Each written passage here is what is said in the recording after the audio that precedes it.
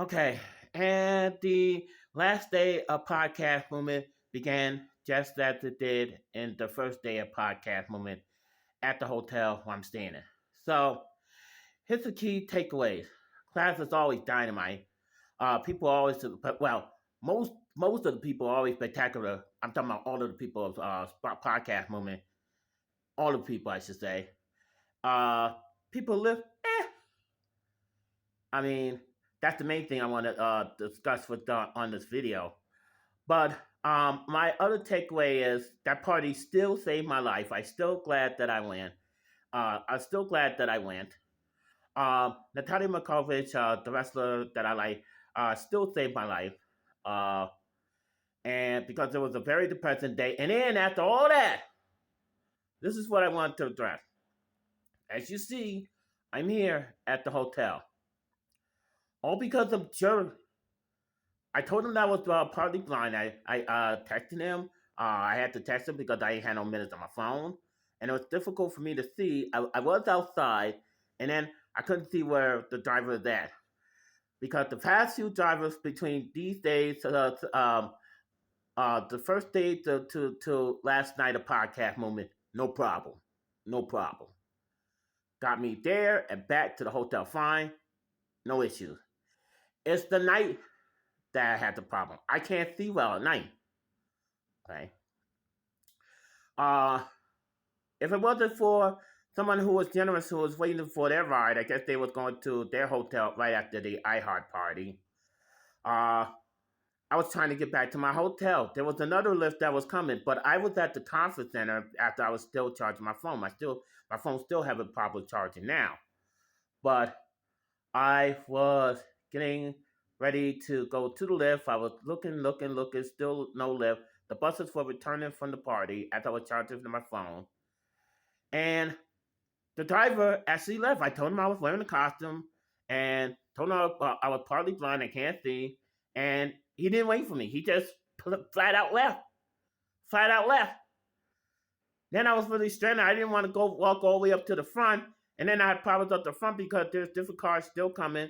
Even later at night, 10 o'clock at night, cabs still come, picking up gas or dropping off gas or whatever. And thankfully, thankfully, thankfully, there was another Lyft driver on the scene. And I wish I had the name so I could thank the person. He saved my life. I would also like to give him the keys to. I would like to give him the Medal of Freedom of Big D Country because I would have had to sleep in the conference center at the hotel because I can't see at night. I would have to sleep until keynote. Okay, and today I'm going to be all about the comedy sessions that they're having today during the final day of the podcast movement. There are two comedy classes that I would like to attend. That's what it's going to be all about. And then there is the closing party that I like to attend.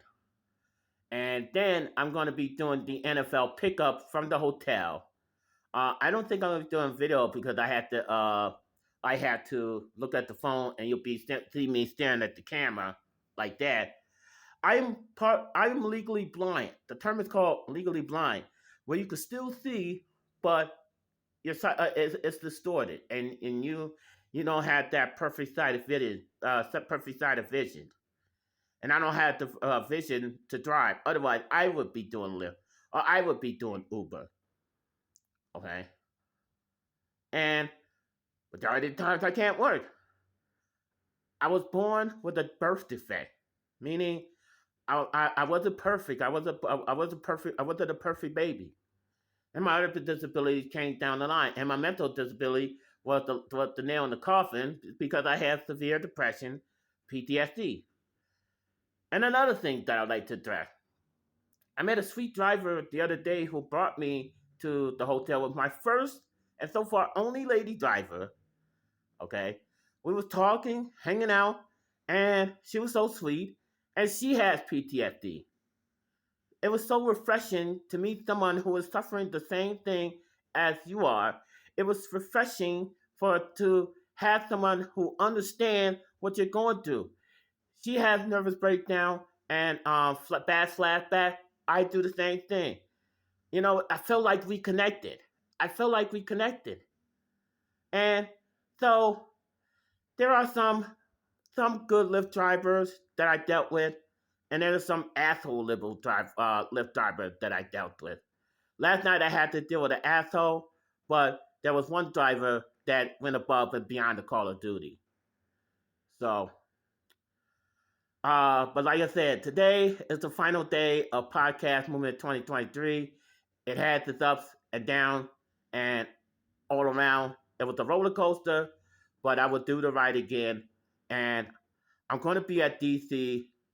I mean, I don't care if I lose my income. I would gladly keep paying until I'm able to get to a hotel, able to get Lyft. I will start now. Okay, I'm already trying to work together Pod Fast.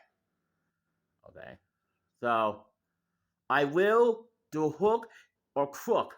I will be at DC. I will be DC. I don't know about LA, but I will be at DC. Okay? The only way, I will say this again, the only way that will stop me coming from to Podcast Moment or Podfest is one, if I'm broke. Don't have any money to do anything at all. Don't even have money to live. And figure of that, two, if I'm dead. If I'm dead. Those are the only two reasons why you will not see me at Podcast Moment or Podfest. Those are the only two reasons. You will see me with the crown, with the cape, all the time. So I do like to thank the heroes that was rescuing me from the terrible day of Wednesday. But to the assholes, I had to say this. Asshole Lyft driver that's starting me!